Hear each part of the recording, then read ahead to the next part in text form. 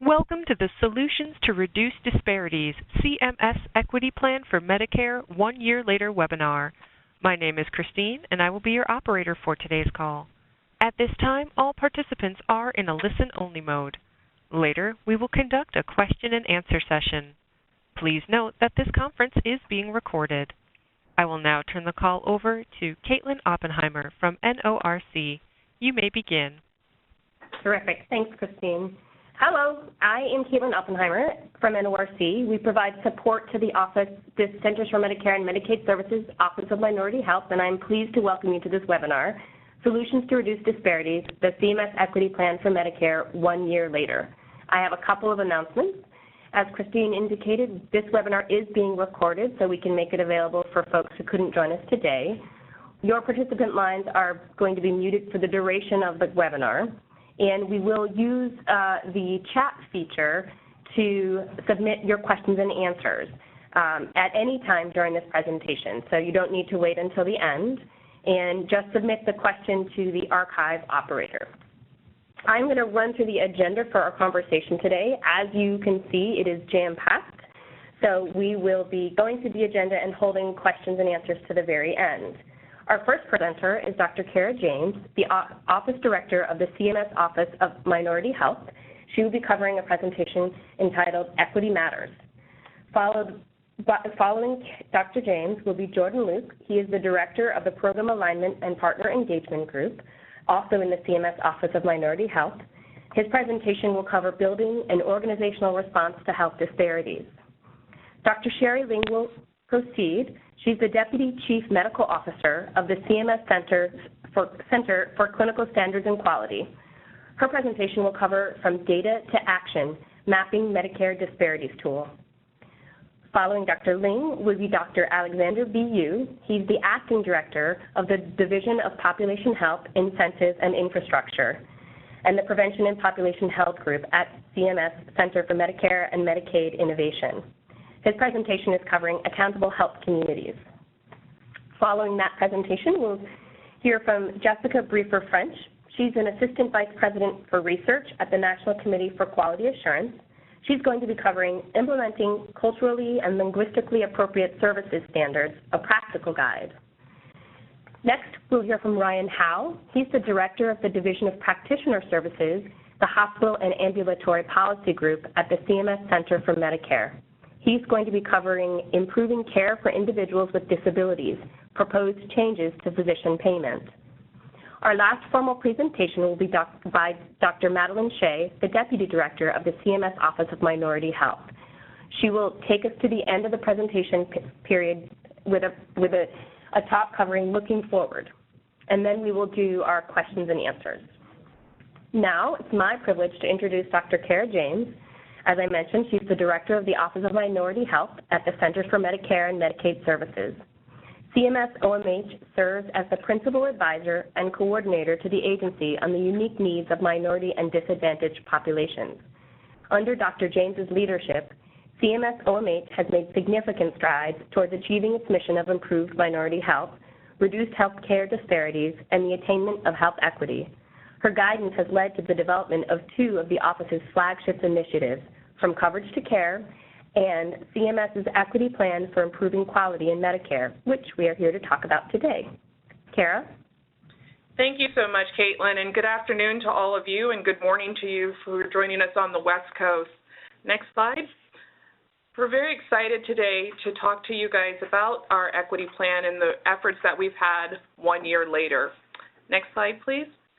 To give you just a little bit of an overview of who we are, for those of you who may not be as familiar with the CMS Office of Minority Health, wanted to just take a moment to let you know who we are and what we are up to.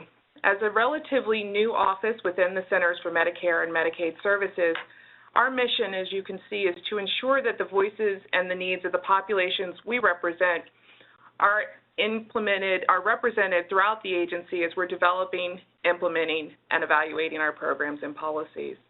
And we're working towards a vision in which all populations have achieved their highest level of health and disparities in healthcare access and quality have been eliminated. Next slide.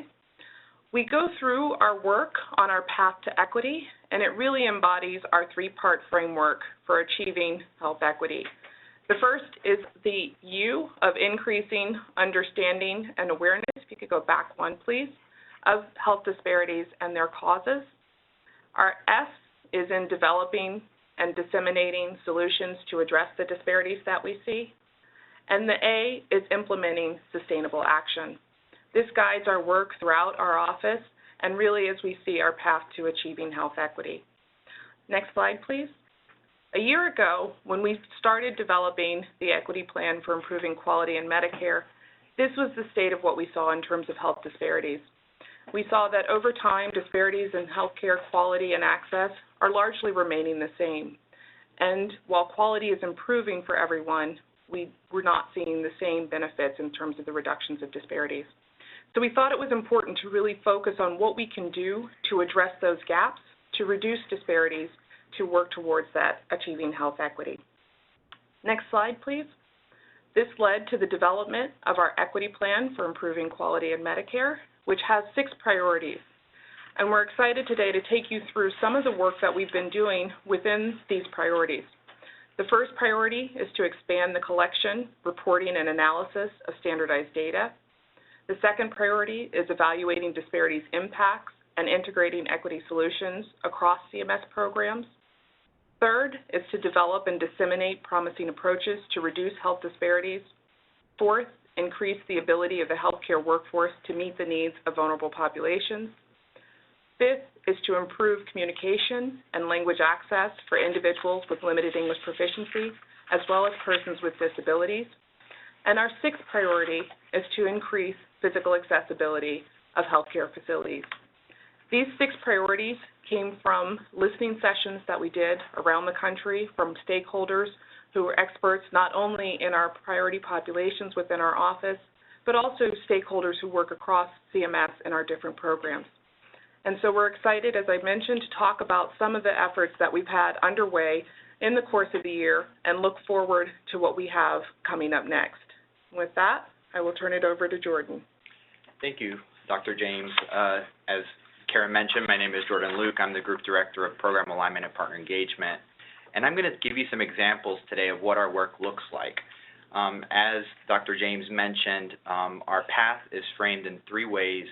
We focus on increasing understanding and awareness of disparities, developing and disseminating solutions, and implementing sustainable actions.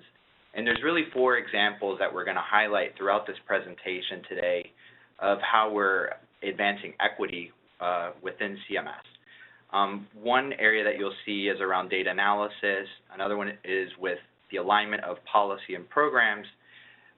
Third, the development of resources. And finally, technical assistance for those that, understand that disparities exist but aren't sure where to start. Next slide, please. So one of the things that we've heard as we've had listening sessions with various stakeholders that are trying to identify where to start is that there are a lot of different challenges as it relates to disparities, and there are many paths to pursuing equity, and so the conundrum that many organizations face is they don't know where to start. Do you start with embedding equity in the culture? Do you improve the analysis of the data? Are there interventions that you implement? What are the right resources? And, really it is all of the above, but I think it's helpful to give some real-world examples of what that looks like. Next slide, please. So one resource that we developed earlier this year is called Building an Organizational Response to Health Disparities, which is a series that will consist of various resources over the coming years to support the actions of organizations that are ready to tackle health disparities. And this resource is split up into 5 different sections. It focuses on data collection, data analysis, quality improvement, targeted interventions, and a culture of equity. And if you're working on the first 4, then by definition you're already embedding equity in the culture of the organization. Next slide, please. Aside from that, there's other resources that we've also developed. For example, we released a Mapping Medicare Disparities resource earlier this year, which Dr. Lang will talk about in a bit, which has fee-for-service Medicare data on a mapping tool at the county, state, and national level. And then for Medicare Advantage plans, we also released HEDIS and CAHPS data stratified by race and ethnicity. And then we're also releasing resources to help organizations understand how they can improve their data collection process with race, ethnicity, sexual orientation, gender identity, language, and disability. And then, you know, recently we also released the Coverage to Care, which is a resource for beneficiaries that you know, recently gained coverage, but coverage doesn't necessarily mean care, and this is a blueprint of how they can access better care. Next slide, please. So the last thing I want to mention before we jump into the presentations, our office recently launched Health Equity Technical Assistance, because yes, there are resources out there to support your actions, but you may not know where to start. And so we offer a series of consults to work with your champions to identify how your organization can tackle disparities and set SMART aims. So we'll work with you if your organization needs that support. But I like this slide too, because you know, maybe your organization is wanting to develop their own technical assistance within their organization, because you may have champions and subject matter experts on health equity that can support the operations of your organization to really build out the capacity and readiness to start to tackle health disparities. And so this is a great framework to use in thinking about how you develop that. So, you know, that's just a snapshot of our work over the last year.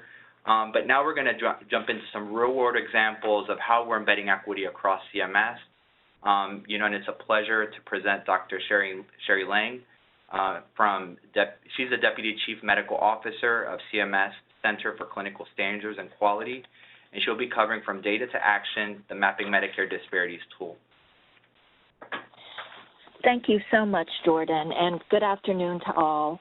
And if we could actually go to the next slide, what you should all be viewing here is a visual display of our national fee-for-service data. It is a visual depiction of the disparities that currently exist. When we talk about delivering high-quality, high-value health care and achieving better outcomes, our vision, as articulated by Dr. James, is that we do so equitably, and that is what the plan is about. And the tool, this Mapping Medicare Disparities tool, helps you get started in displaying where there is actionable opportunity to improve. So if you actually look at the bottom of the slide, it gives you the web link that will take you to this tool, and you will soon discover that you're able to map disparities in prevalence by race, ethnicity, sex, age group, but also do so and dive in not only at a national level, but dive deeper to the state and county level, and also display what you're interested in by dual eligible status, that is Medicare and Medicaid. If we go to the next slide, please. The data permits a graphic display of the fee-for-service data for important health services that are delivered and that CMS tracks. It includes readmission rates, avoidable hospital events, and also mortality as well as prevalence.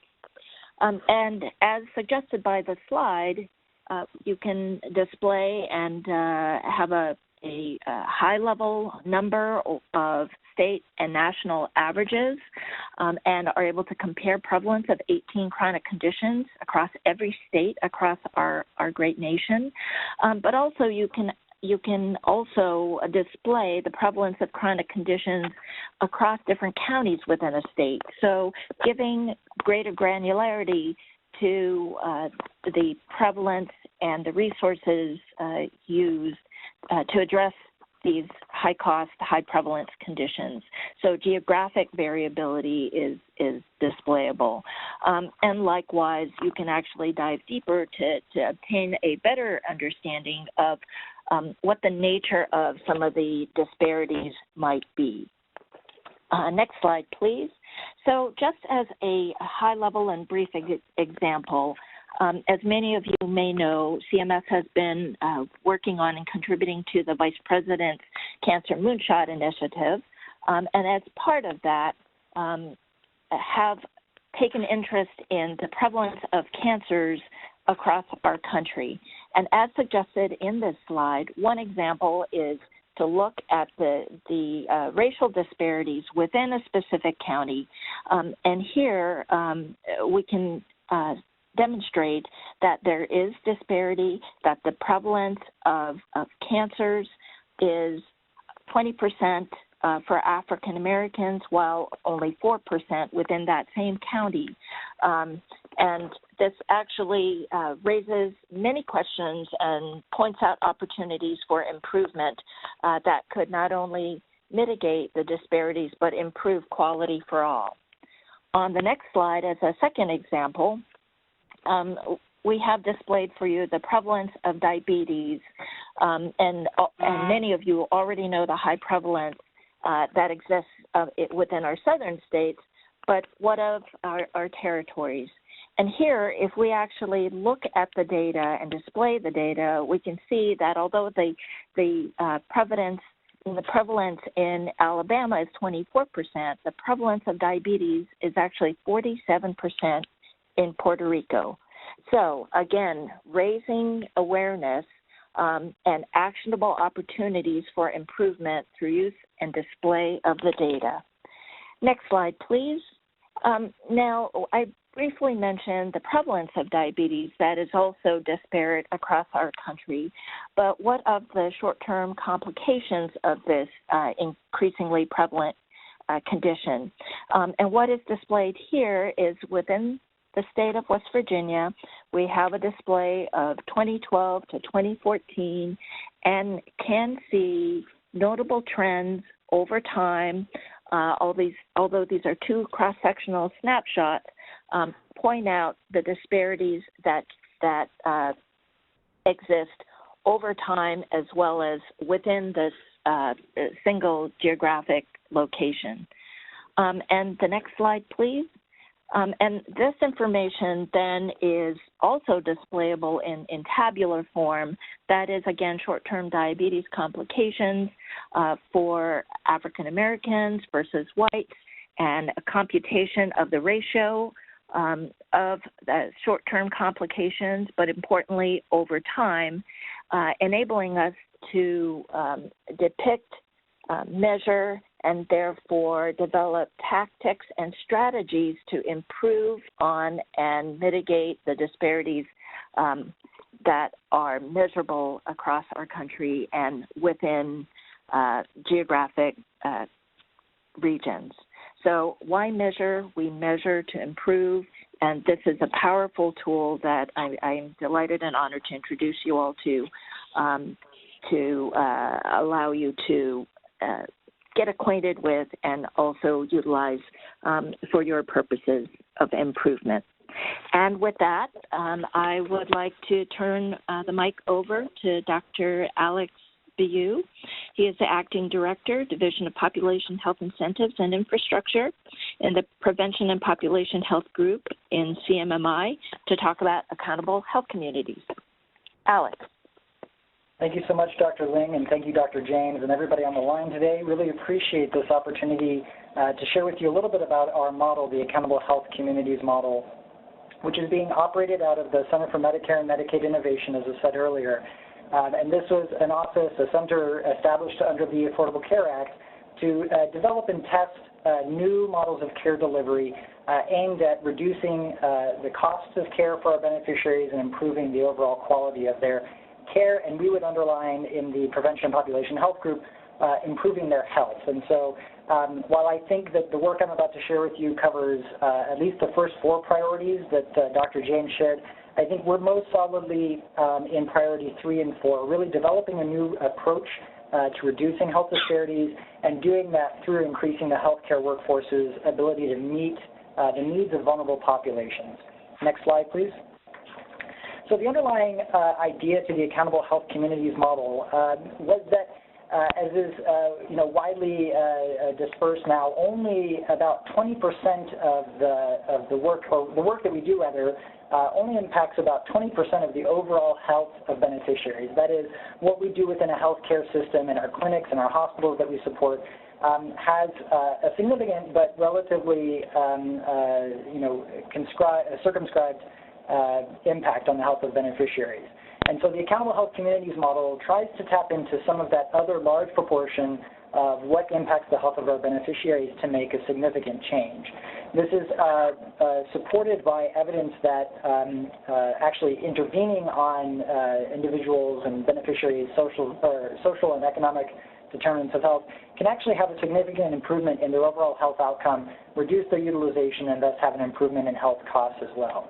And so our model really seeks to define a way for health systems to be able to reach outside their walls to identify and connect their most vulnerable beneficiaries and members with the resources in their communities to help address those health disparities.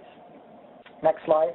So the model is a 5-year model that will test whether systematically identifying health-related social needs amongst our community-dwelling Medicare, Medicaid, and CHIP beneficiaries, and then connecting them to community services to meet those needs will impact their health quality, utilization, and costs.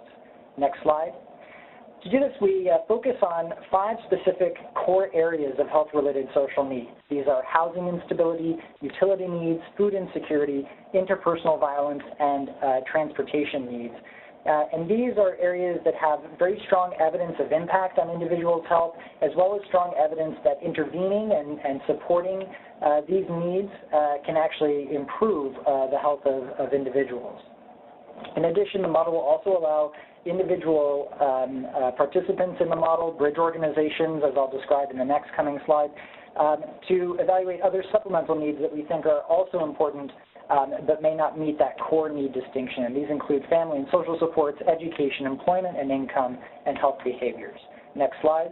You see here a graphical description of the model, and essentially the applicant to the model is the bridge organization at the center, at the hub of this wheel, and around the top we have the clinical delivery sites most familiar to us in the Center for Medicare and Medicaid Services, including hospitals, primary care sites, and behavioral health sites.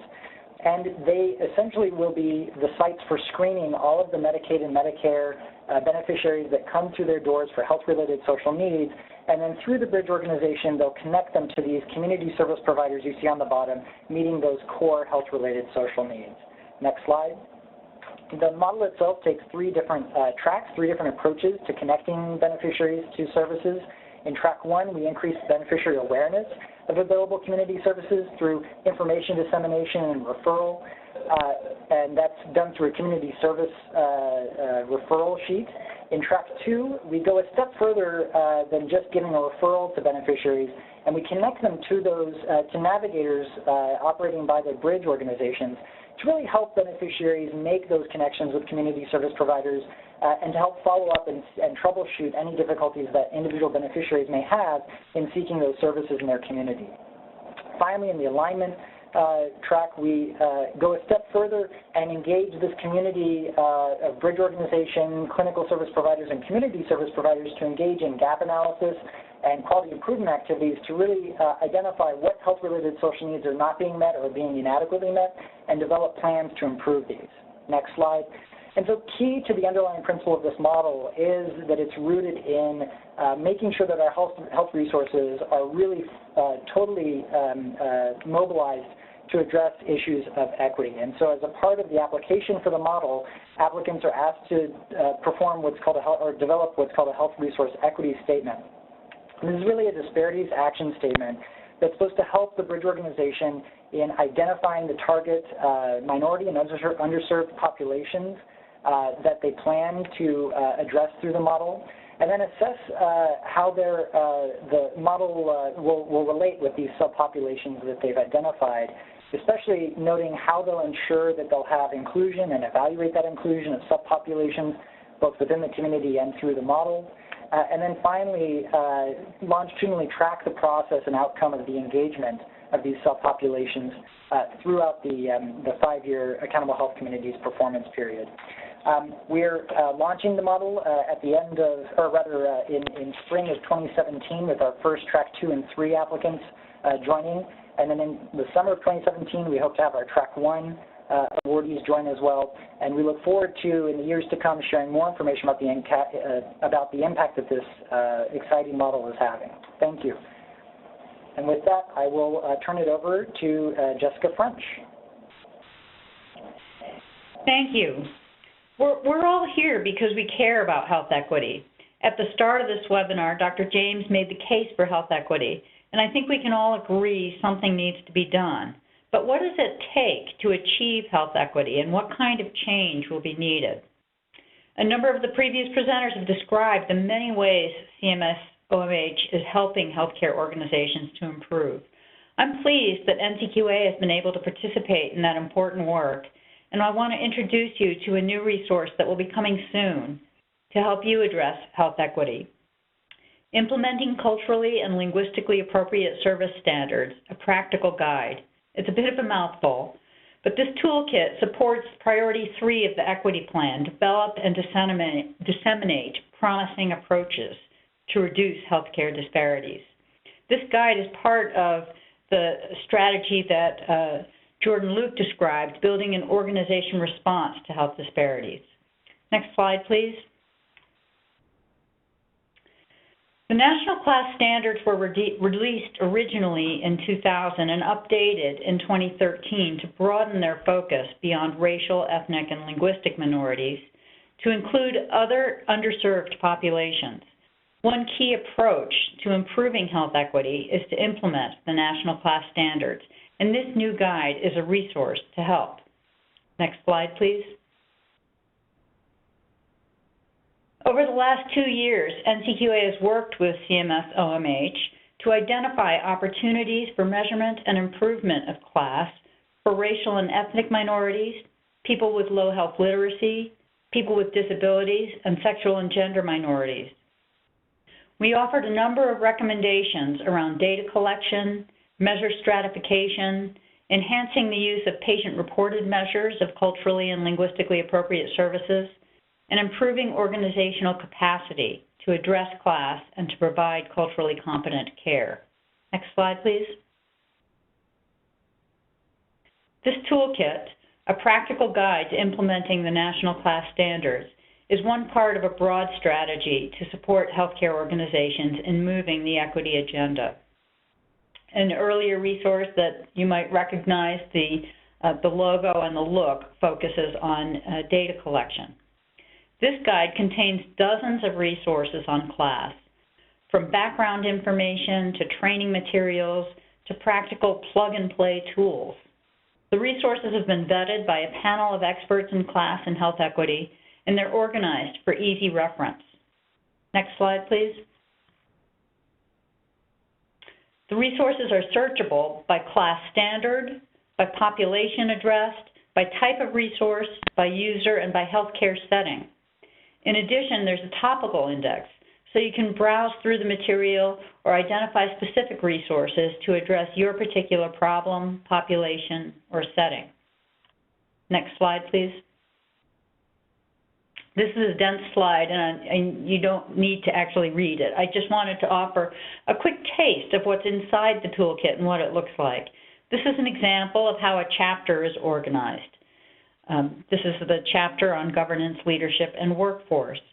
The third resource listed next to the snowflake icon, which denotes a practical tool, is shown on the next slide. Please advance. This resource addresses health literacy. The slide shows clips from multiple chapters within the guidebook to building health literate organizations. If you need background information for presentations or training or to make a case for change, if you need an easy-to-use plug-and-play materials or off-the-shelf staff training programs, or just examples of successful strategies that other organizations have implemented, watch the CMS OMH website. This toolkit will be posted very soon. Next, I'd like to turn the mic over to Ryan Howe to discuss improving care for individuals with disabilities. Hi, everybody. Thank you, Jessica, and everyone. I appreciate the opportunity to present our issues here. I work in the Center for Medicare in the payment policy area that addresses Medicare fee-for-service payment under the physician fee schedule.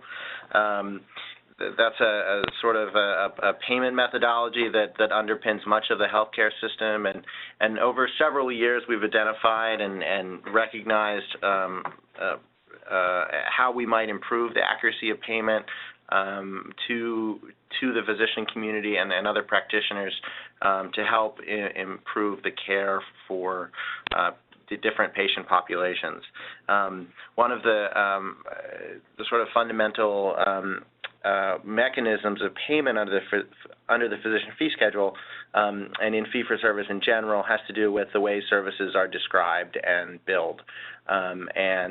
Under the physician fee schedule, there are thousands and thousands of codes that describe diagnostic tests and procedures, and relatively few codes that describe primary care visits and other kinds of cognitive services. And what that means in a big picture perspective is that there's a lot of payment differences and a lot of increased payment for particular kinds of services, but for other services like primary care services and care management services, there's sort of a blanket one-size-fits-all payment. And for different patient populations with different medical needs, that one-size-fits-all payment has proven to be problematic. So over several years, CMS has endeavored to improve the accuracy of payment under the fee schedule to recognize the differential costs for furnishing services to patients with different medical needs. And that's happened over several years. Beginning in 2013, Medicare began making separate payment for what are called transitional care management services. These are the care coordination activities that physicians and other practitioners engage in the month that patients are discharged from facilities, so from a hospital or skilled nursing facility. Similarly, and importantly, in 2015, Medicare began making payment for what's called chronic care management services. That's a separate payment to recognize a month's worth of care management services to physicians who provide non-face-to-face care to patients with multiple chronic conditions. This is, of course, opposed to the pre-existing circumstance where the physician would only be paid for in-person visits, for example. But beginning in 2015, physicians who manage the care of patients, be it through phone calls, medication management, et cetera, can be paid under fee-for-service Medicare for those services. For 2017, we made several proposals in this arena, and we finalized most of them. The few that I wanted to mention here, we proposed and finalized policies to increase the accuracy, we believe, of the payment for chronic care management by making payment for what we call complex chronic care management. These are patients that have additional needs, and so there's increased payment there, as well as proposing and finalizing several changes in policy to reduce some of the administrative burden for billing those services. Next slide. We also proposed and finalized payment for what we call behavioral health integration services broadly. These are the kind of services where primary care practices are coordinating with psychiatric experts like psychiatrists and managing the care of patients through consultative work. And for patients with behavioral health conditions, which is a growing population in the country, we believe that such integration is important for providing the best care, and that the payment codes will allow Medicare to make appropriate payment based on the resource costs of furnishing those services. We proposed to use 4 separate codes, and if you're interested, I definitely refer you to the physician fee schedule rule to take a look at the different conditions of payment and the different descriptions of those codes. We similarly, next slide, propose to make payment for specific payment for assessment and care planning for patients with cognitive impairments. These, again, would be, until 2017, would be billed using sort of standard visit codes, and now more specific payment under Medicare can be made for those services. We also proposed in the 2017 proposed rule to make payment using a code that described the resource use for patients with particular kinds of mobility impairments and the particular kinds of equipment costs associated with furnishing those services. We received a lot of comments on that particular proposal that gave us a lot of reason to think about that particular proposal, and we continue to do so. And we did not finalize payment for those services for 2017. But we consider much of this work to be ongoing and continue to seek information from the community about how we can improve payment for the physician and practitioner community in furnishing services to patients with particular needs. And with that, I'll turn it over to Dr. Maddie Shea. Thank you. Thank you, Ryan. And I want to thank all of our partners who have been on this call today with us, describing how we are partnering to embed equity across Medicare, Medicaid, and all the work that CMS is doing.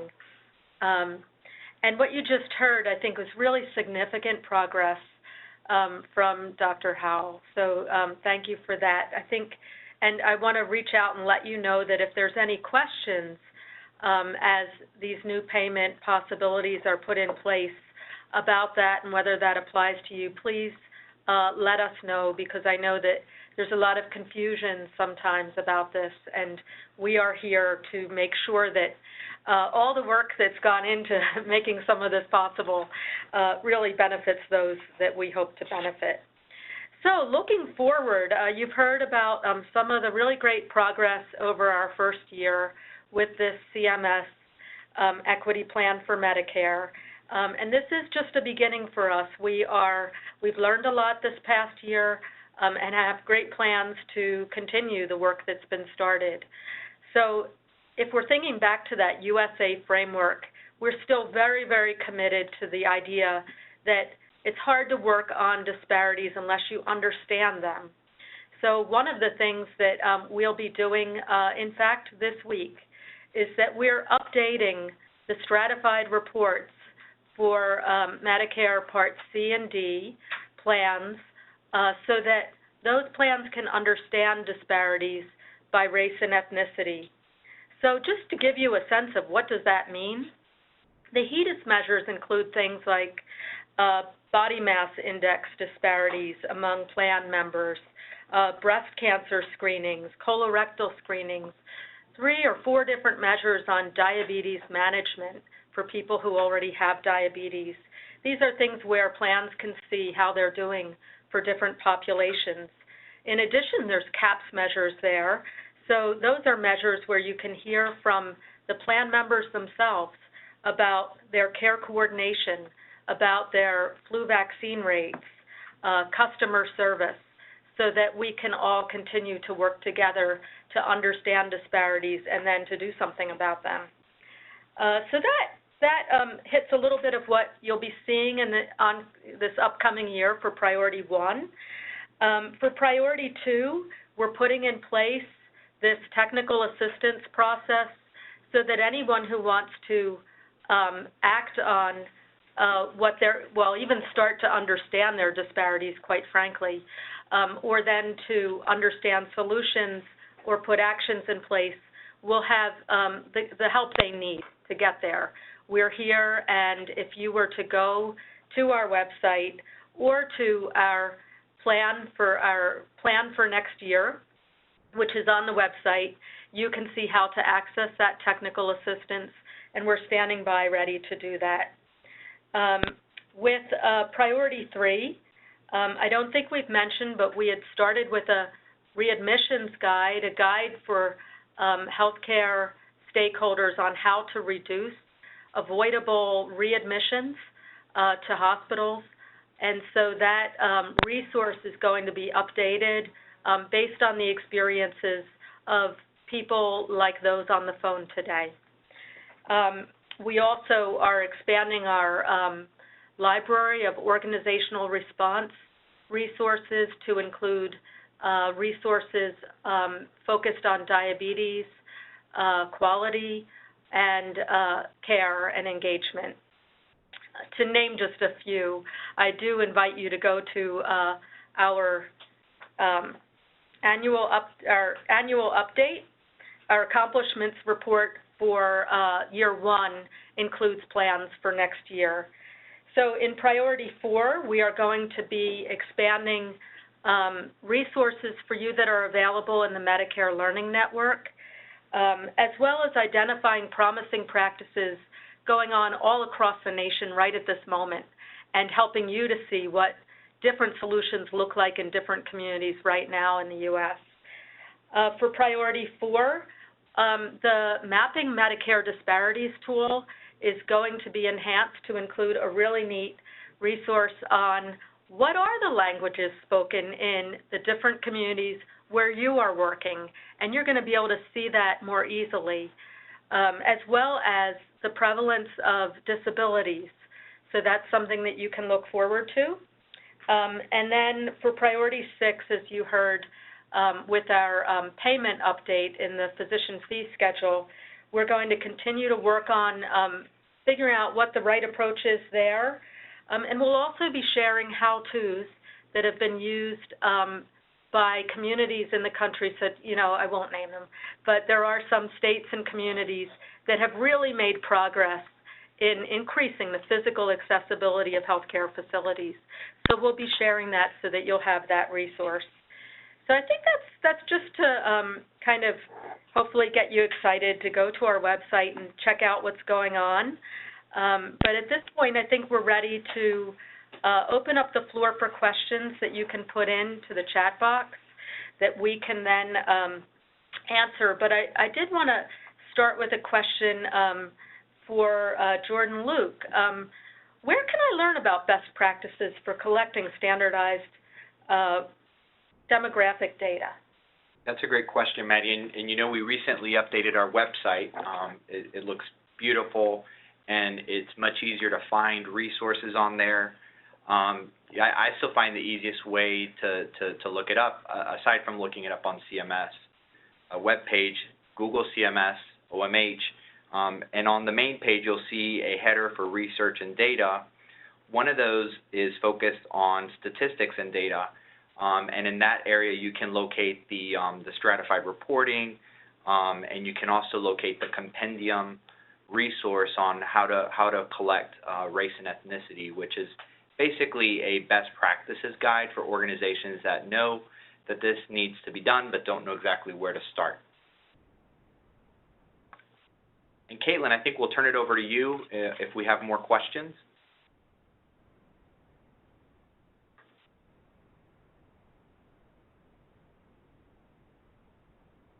While we're waiting for Caitlin, I want to give you that specific URL for our website. It is go.cms.gov/CMS-OMH.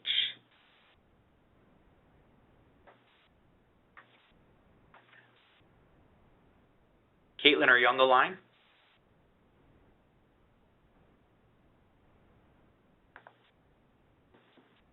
Okay, and it looks like we have another question, Dr. James, which I'll share with you. It's, how can I receive health equity technical assistance?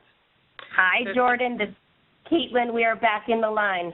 It's the old mute button next to the hang up button, which caused us technical difficulties. Sorry about that. Okay, so I just shared the second question with Dr. James, and then we'll hand it back over to you. Great. So thank you. So for those of you who are interested in getting technical assistance and helping to develop your own action statement to address health disparities, again, you can find that information on our website, which is go.cms.gov/CMS-OMH, and you'll find the technical assistance resources there and a link to the Disparities Action Statement. Great. Thanks, Dr. James. And Mrs. Caitlin, I also wanted to answer a question that's come up in the, from participants, that we will make the slides available in the coming days. So once we have them available, we will send them to the people who have requested them, as well as having the files available on the website. So here is a question, Jordan. Do you have disparity information for managed care, both Medicare and Medicaid? And what resources may be available for populations served by these programs? Yeah, so we talked about the Part C and Part D HEDIS and CAHPS report that's stratified by race and ethnicity. I believe this was mentioned, but I'll just highlight it again. That data is not only at the national level, but what's really useful is that it is at the H contract or S contract level. So let's say your organization doesn't have the ability yet to stratify your own data. This serves as a starting point to start to look at your own data and see where disparities exist, and to even compare how you're doing with the national averages. And so Dr. Shea mentioned a few of the measures that are on there, but for those that are in the HEDIS and CAHPS world, you're very familiar with this. But I think what is very useful is that this is at the H contract level, and this is on our website, which the update was just released today, actually. So. Great. We also got a follow-up question related to technical assistance, and just wondering, the question was wondering if you could provide more information about what the health equity technical assistance might entail. Yeah, so the health equity technical assistance is a series of consults, and it's tailored to whatever your needs are.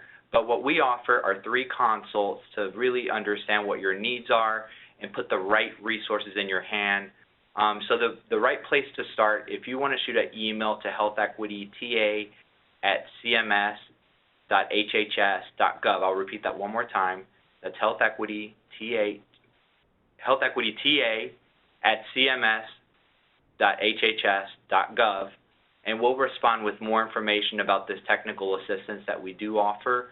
But in essence, it's a series of 3 consults that we offer. Great. Thanks, Jordan. I know this is an issue, Maddie, this is Caitlin, that you have done some work on. Could you say a little bit more about the work that is planned for the Priority Area 6 related to disability? So one of the respondents queried whether or not there's been anything that's been done looking at additional enforcement of laws and making more information available about the laws surrounding physical accessibility of facilities. Sure. So we have done a really thorough scan of the physical accessibility environment, both the enforcement environment, what are the laws, regulations, what are consumer rights, as well as the quality aspects of this. How is the quality of healthcare measured in terms of disability? And some states have produced their own enforcement environments. A lot of this does revolve around the ADA, the Americans with Disabilities Act, and aspects of that. So we are going to be sharing before the end of this year an issue brief that will lay out what this environment is at the national level, as well as looking more closely in some states that have made greater progress, what the levers are that people can use to ensure that there's physical access to health care in their local communities, and resources that are available. So that is coming up. And we will be happy to push this out. We'll figure out how to do that to everyone who signed up for this webinar. Great. The questions are coming in rapidly. It's hard to keep pace with the questions. One respondent asked, or one participant asked, on the website, do you provide guidance on calculating disparities on the website? And if not, where might somebody find information and resources about how they should go about calculating best practices? So on our website, we have, in terms of the methodology that we've used for the stratified reporting, some of the disparities that we've looked at. You can also find the National Healthcare Disparities Report is on the Agency for Healthcare Research and Quality website. So if you go to ahrq.gov, their National Disparities Report, National Quality Report, calculates disparities, and they talk about the methodology that they use to do so. So those are a couple of the resources I would point out to you. There is obviously sort of question about how you measure disparities. People sometimes measure them typically against, for racial and ethnic disparities, non-Hispanic whites. Sometimes groups have measured disparities against the group that is performing the best, which is, as you'll see with the National Healthcare Disparities Report and even with our stratified reporting, not always non-Hispanic whites. So there is some discussion that sometimes happens about where you calculate that, but those are two resources I would point you to learn about how we've calculated disparities. Great. And it may be that somebody, we have to take a look for this, but a respondent asked if we could give the exact website for where to find the stratified HEDIS and CAT data, that they would like to be able to take a look at that, and they're having trouble finding it on the website. So if you go to go.cms.gov/CMS-OMH, under Data Resources, I think it's Data and Resources, roughly speaking, it's bottom left. You'll find on the site there, Data and Statistics, Statistics and Data, and if you click there, you'll see the data that we had posted. Great. Here's a broad question that I think this is perhaps on many folks' minds. How should a health plan reconcile the need to treat Medicare members in a consistent and equivalent manner with the need to have a targeted strategy to support members that are at high risk for health disparities? Well, I mean, I think the framework that we provided is a great place to start. You know, the CMS Equity Plan for Improving Quality in Medicare is a good way to think about how you prioritize your work, because that's the challenge, right? They're limited resources. The challenges are very large, and you know, prioritizing the work is a challenge. So I think, you know, in thinking about how you frame your work, the equity plan serves as a blueprint for organizations that don't know where to start. And when thinking about how that frame looks like, the path to equity is useful as well, you know, focusing on increasing understanding, increasing solutions and action as well. So that I would point organizations to the equity plan for Medicare as a place to start in thinking about how you prioritize your work and provide equitable care to all your beneficiaries. Great. Thanks, Jordan. We had a question related to either current or sort of upcoming plans to help address strategies for increasing the number of healthcare members in the workforce. So what type of formal disparities training might you recommend to help improve understanding for the workforce, or thinking about the work that the office is doing to strengthen the healthcare workforce to meet the needs of a diverse population? Yeah, so we're in the process of working with the Medicare Learning Network. There are some excellent resources on the CMS webpage that provide training to the workforce, and so we're identifying the right resources to embed the different tools that we're developing in our office. Some of the tools you heard about today, others are on our webpage. So that would be a great place to start when thinking about how you train your workforce. That's the Medicare Learning Network, which is fairly easy to locate on the CMS page. And those national CLAS standards that Jessica French spoke to are also a really good resource, I think, for you to take a look at. Great. Okay. Great. One question that we got also was an expression of gratitude for suggestions on collecting disability stratified data. and a question about when CMS may begin collecting data by disability status in addition to race and ethnicity, and if you could speak to that issue. So CMS already does collect on quite a number of some of our surveys. We have on the CAP surveys, we do capture information about disability as well as on some of the applications. I think what we were mentioning in terms of the new Mapping Medicare Disparities tool is adding some more of that information to the tool coming from, sources like the American Community Survey that has the standards that were implemented through Section 4302 of the Affordable Care Act. But we do capture, and we have in our duals office, a lot of information on disability. Terrific. Thanks, Dr. James. So that's all the time we have today to answer questions and for this session. I want to reiterate that we'll make the slides and available, and we will work to provide a list of the web resources that have been mentioned today, even if they weren't part of the slides, so that participants can go directly to the source. We are grateful for everyone's time today, and we hope that you have heard and feel a little bit more connected to the CMS Office of Minority Health and the important work that they're doing. Thank you, and thank you, ladies and gentlemen. This concludes today's webinar. Thank you for participating. You may now disconnect.